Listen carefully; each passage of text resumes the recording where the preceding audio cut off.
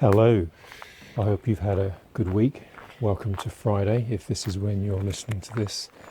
I've been reflecting this week on Exodus 3, where God meets with Moses at the burning bush. And, it struck me he's a God of immense power, creator of the heavens and the earth. But he announces himself to Moses there to be the God of three ordinary people. He says, I am the God, the father of Abraham, Isaac, and Jacob.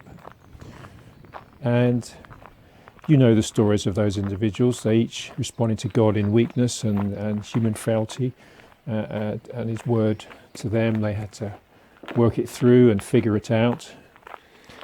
Abraham, a life with his wife Sarah, through whom they had no son until very late, past the age of childbearing. And he lived with that and struggled with that through his earthly life until God met with him and with his wife. And Isaac, the everyday traumas and trials of finding water for the livestock as they moved around. The Bible records they had to negotiate with other tribesmen and herdsmen for access to wells. These were ordinary people in the hurly-burly of getting things done and trying to find a way forward.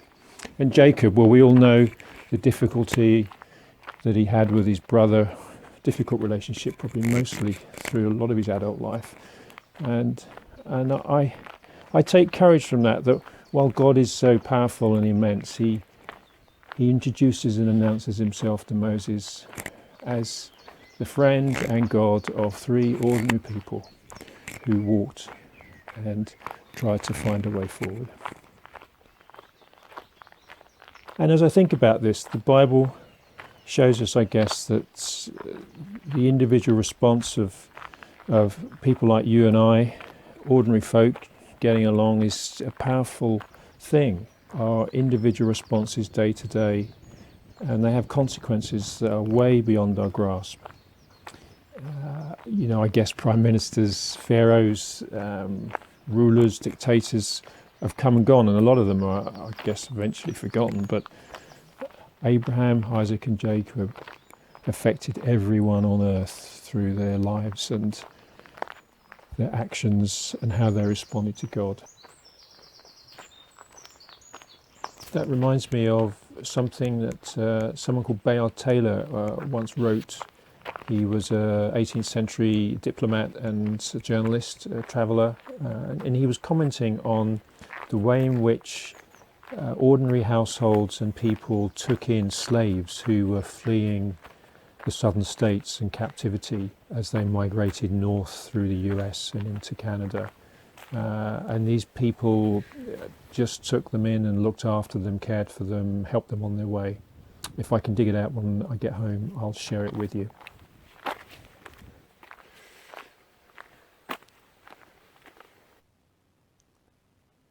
The healing of the world is in its nameless saints.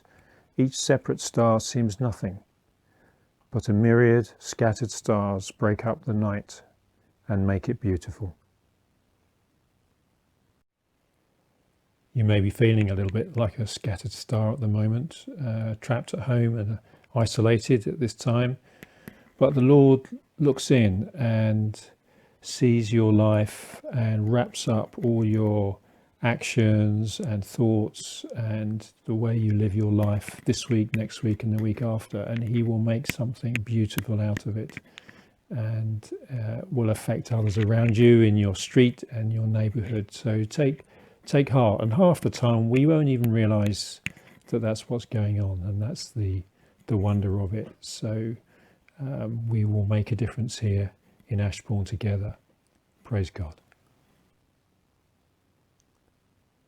The healing of the world is in its nameless saints.